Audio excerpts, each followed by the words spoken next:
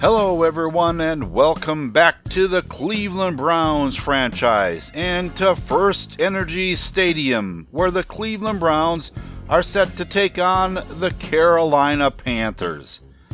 The Browns are still undefeated after their rout of the Redskins last week. This is definitely their biggest challenge of the season thus far, and by far. They're going to have to play an outstanding football game in order to pull this one off. The sports writers are calling this one a wash. It would not be a stretch to say these teams could very well meet again in the Super Bowl this season.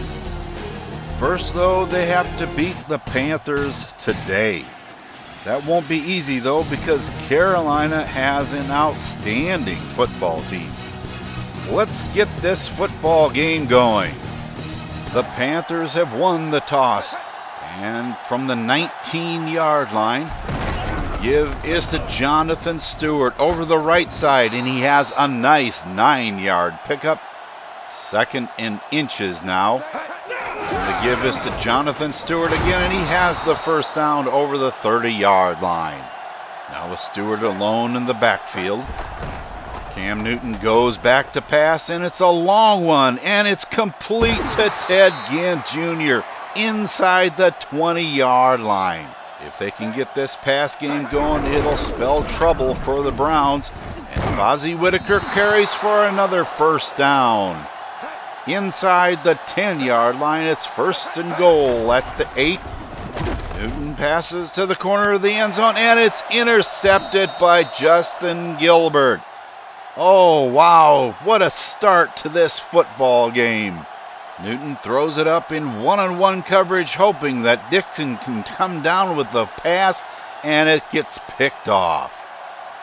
Second and 10 from the 20-yard line. Now Stafford goes back to pass, and it's incomplete, intended for Perriman on the edge.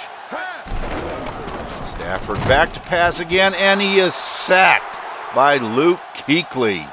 That gives the ball back to the Panthers, and Newton is back to pass, and he passes long and out of bounds for Greg Olsen. Third and 10 now. Newton back to pass, completes it, first down to Greg Olsen, but he's hurt, holding his shoulder as he walks off the field. We'll have to find out about that injury. On second and 10, hands off to Stewart and goes up the middle, and only a 2-yard gain. Third and 8, Newton back to pass, and he goes incomplete on third down. Gives it back to the Browns, but they have a 3 and out, so we'll see some more of the Panthers, and Stewart goes right side over the 40-yard line. Third and 4 now. Give is to Jonathan Stewart, and he's up the middle for the first down to midfield.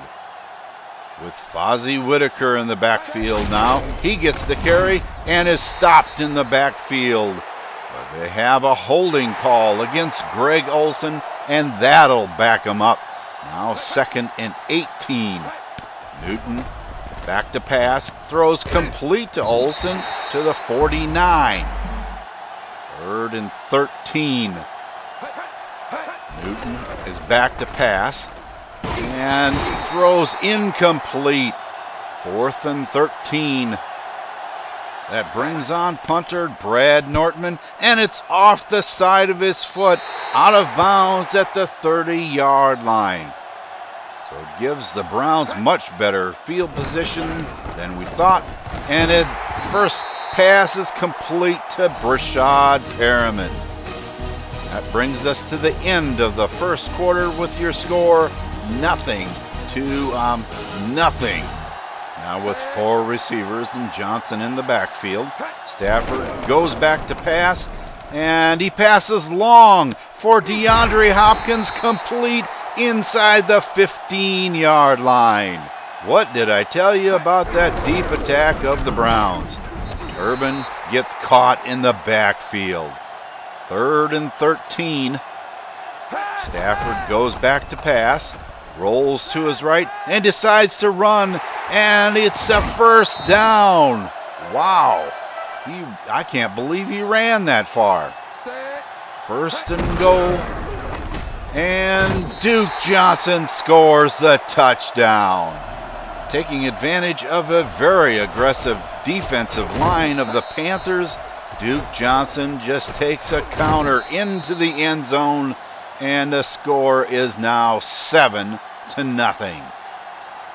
The Panthers get another chance, and from the 29-yard line, Newton pitches it back to Jonathan Stewart around the right side, and he gets lots of room past the first down marker out to the 43-yard line.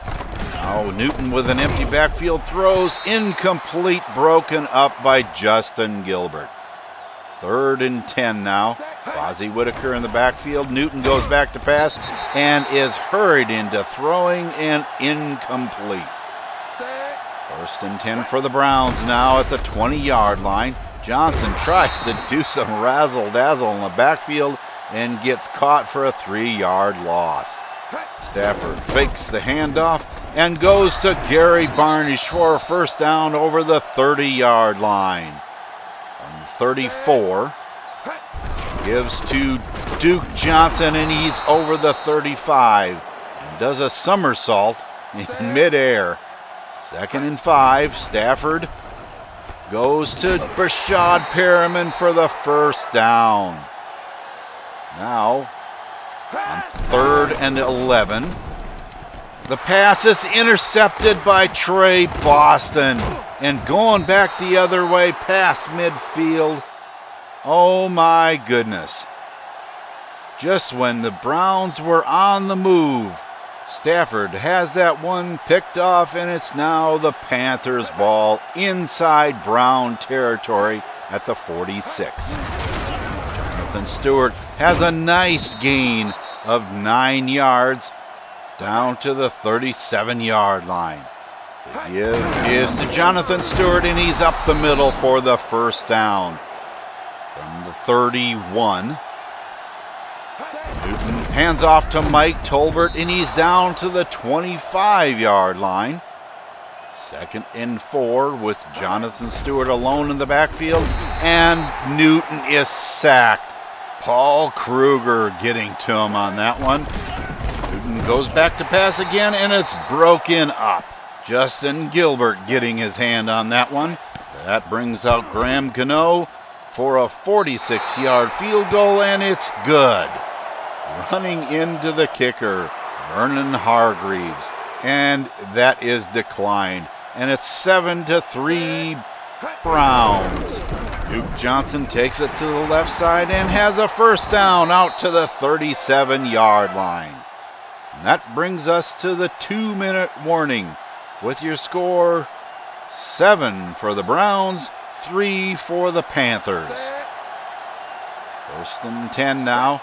Stafford goes back to pass, and it's complete over the middle to Gary Barnidge inside Panther territory at the 44. Stafford back to pass again, and they're calling that a fumble.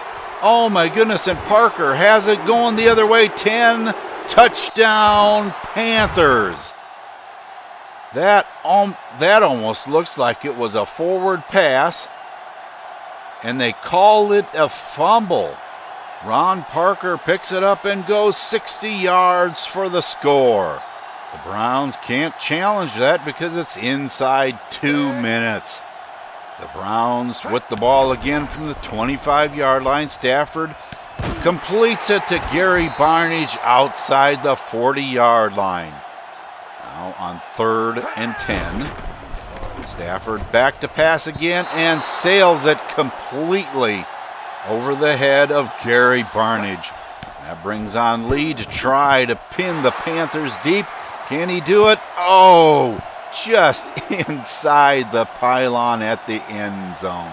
But with a Panther 3 and out, the Browns have the ball again. Stafford runs and fumbles the football at the 45, and it's back to the 35. But this one is under review. That didn't look like a fumble to me, but then again, I wasn't on the field. At the 40-yard line, we see that kind of looks like Matthew Stafford was on his back before the ball came out. That could go either way. Star Lotulelei got his hand in there, but I don't know if he was down or not. And they give the ball back to the Browns. So on 2nd and 9, Andre Hopkins misses the one-handed grab. So on 3rd and 9, Stafford goes back to pass and throws long and complete to Brashad Perriman. Touchdown, Browns. What did I tell you, folks? Give Matt Stafford enough time in the backfield and he finds an open receiver, and Brashad Perriman catches it at the 4-yard line and into the end zone. That gives the Browns back the lead at 14-10. Newton hands off to Stewart, and he has a few yards up the middle. And that brings us to the end of the second quarter, with the Browns on top in this one, 14-10. What an exciting half of football. This game has lived up to the hype so far. The Panthers are getting it done on the ground, and the Browns, they're getting it done through the air. The only time the Panthers score is when the Browns turn the ball over. So it seems pretty simple, right? Stop the turnovers. Can the Browns do better in the second half? Welcome back to First Energy Stadium for our second half coverage of the Panthers and the Browns. But before we go to the action on the field, let's go to Eurocat Baby with a coach report. I talked to Coach Rivera, and he tells me that he's pretty happy with the offensive production. He would just like to see more of it. He told me that the defense has to be able to stop the Browns' air attack, and they've made a couple of adjustments in order to help that. Now, Coach Bettini said that they have to start executing a little better and try to get the run game going a little bit. If they can do that, they'll be able to open up the short passing game as well. He wasn't very happy about what he felt was a botched call on the forward pass that got called a fumble. But he said they have to move on and deal with what they've been handed. He said hopefully it'll be better officiating in the second half. Just curious, Eurocat Baby, was there anything said about what the injury to Greg Olsen was? Coach Rivera said that he landed on his shoulder wrong and walked it off. He's ready for the second half. That is good to hear about Greg Olsen. And I agree with Coach Bettini about his assessment of the call on that play. But wow, that is the most vocal I have ever heard Mike Bettini during a game about the officiating crew. Now let's go to the second half of action. After a couple of 3-and-outs by each team, the Browns have it at the 20-yard line. Stafford fakes the handoff, goes long to Jack Doyle, incomplete. On 2nd down, Johnson deep in the backfield. Stafford throws to him on the right side, and he has a 9-yard pickup. 3rd down and short. They give us to Malcolm Johnson up the middle, and he can't get the first down. 4th and 1, that brings on Lee for a punt, and straight away, Ted Ginn Jr.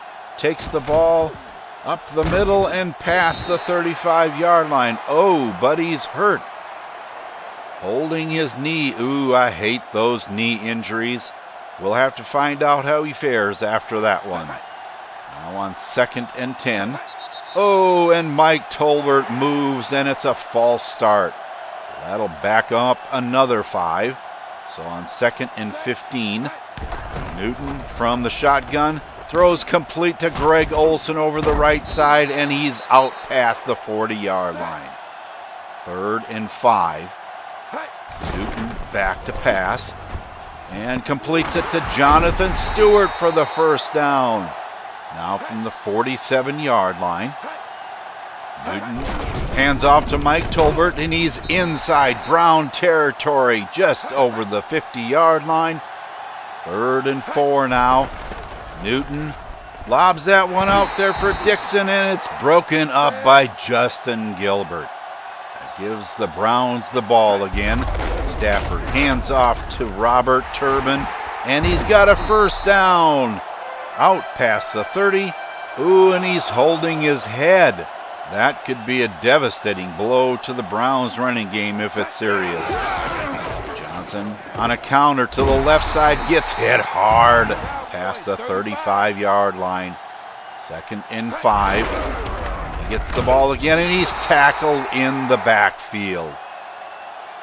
On 3rd and 9, Stafford goes back to pass and completes it to DeAndre Hopkins at the 45 for a first down. Handoff goes to Malcolm Johnson up the middle to midfield. And that brings us to the end of the 3rd quarter.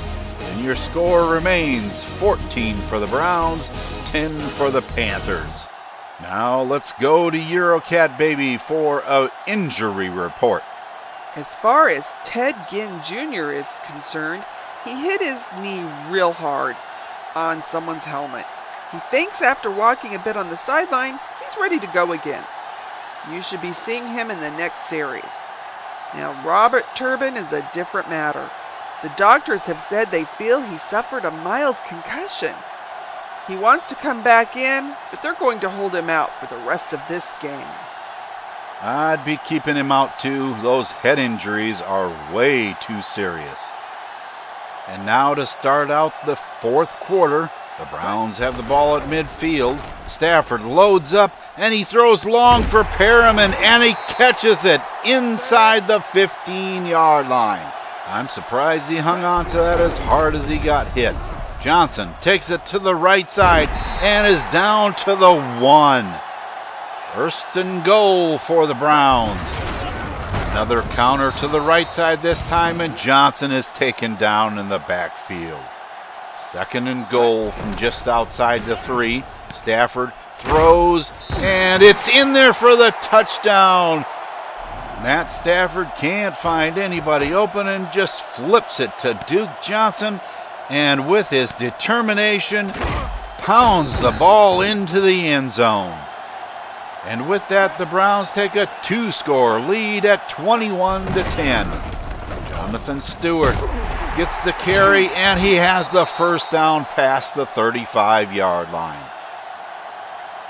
Now in the full house set, Stewart gets the ball again and runs the left side with a nice move to the 46 for a nice 9-yard pickup. 3rd and inches now. And Newton is passing the ball and throws it into the dirt. On 4th and inches, they have to go for it. Whitaker goes right side and has a big gain down to the 45 of the Browns. 1st and 10. Whitaker again running the left side, and first down yardage inside the 35. Now from the 32. Newton goes back to pass, and it's complete to Thomas for a 5-yard gain. 3rd down and 4 yards to go. Newton completes it to Thomas inside the 20-yard line. Now sending Ginn in motion. Newton hands off to Stewart, and he's up the middle. Nice yardage for a 6-yard pickup. 2nd and 4th. Stewart again. First down inside the 5-yard line. Just outside the 1. Newton is stopped. Tackled by Matt Shaughnessy. 2nd and goal from just outside the 2 now. And Fozzie Whitaker is taken down outside the 5. 3rd and goal. Whitaker is stopped. And from the 7.5, Newton goes back to pass, and it's incomplete. Broken up in the end zone by Joe Hayden. 1st and 10 for the Browns now. Johnson is stopped. 2nd and 11 with the same setup. Duke Johnson is tackled in the backfield. Kawan Short getting the stop. 3rd down, the give is to Mostert, and he fumbles the football. And it's recovered by Thomas Davis at the 4-yard line. What was he thinking? All he had to do was hang on to the football. Wow, take a look at that hit that he took. Oh my goodness. And the Panthers have the ball at the 4-yard line. Oh, what a change of events.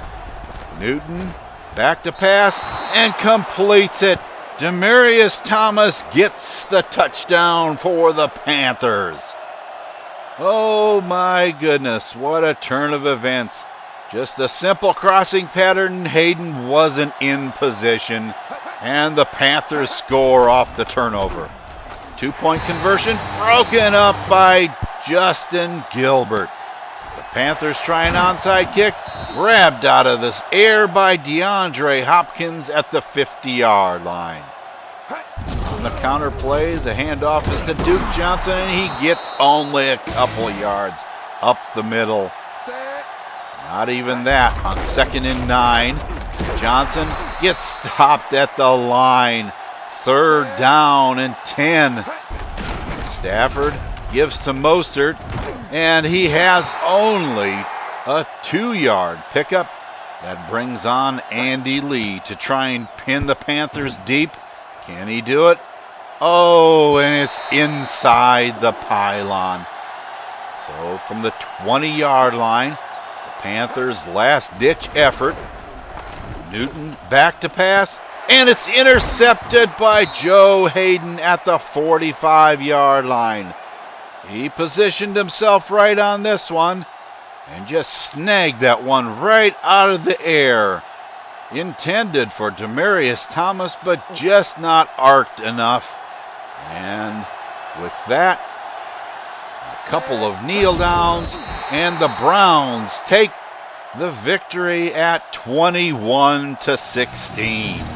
The Panthers try to make a late comeback, but Joe Hayden put the kibosh on that one. What a defensive battle, folks. If this, in fact, is a preview of the Super Bowl, it'll be a good one this year. After a bit of bantering back and forth in the first half, the defenses took over in the second half and put the brakes on both offenses. Both teams were held under 300 yards, each had 13 first downs, and had about 30% conversions on 3rd down. A big difference, however, was that the Browns were 100% in the red zone, opposed to 1 for 3 for the Panthers. The Panthers had lots of success on the ground. It just seems that their passing game didn't come together the way they needed it to. So the Browns secondary did their job. I think the Panthers relied a little too much on the run game and didn't balance it out enough. Time of possession was not an issue for them, winning that battle big time. But even that wasn't enough. Despite 3 turnovers, the Browns had a wonderful air attack to overcome that shortfall. If it weren't for the turnovers that the Browns had, who knows if the Panthers would have scored, because the only scoring they did was off those turnovers. Although Matt Stafford only completed 40% of his passes and had 1 interception, he had a good game against the Panther defense in the air, especially with over 200 yards passing and 2 touchdowns. The run game, while not producing a bunch of yards, was effective in that it made possible the air assault of Cleveland. Once again, Brashad Perriman put in a spectacular performance with 110 receiving yards off 4 receptions and 1 touchdown. Like I said before, he has taken full advantage of his shot here in Cleveland. I thought the O-line did a spectacular job as well, allowing only 1 sack all day against the Panthers front that was laced with superior talent and was evident with the lack of pancake blocks in this game. The defense came up big, especially in the passing game, holding the Panther air attack under 100 yards.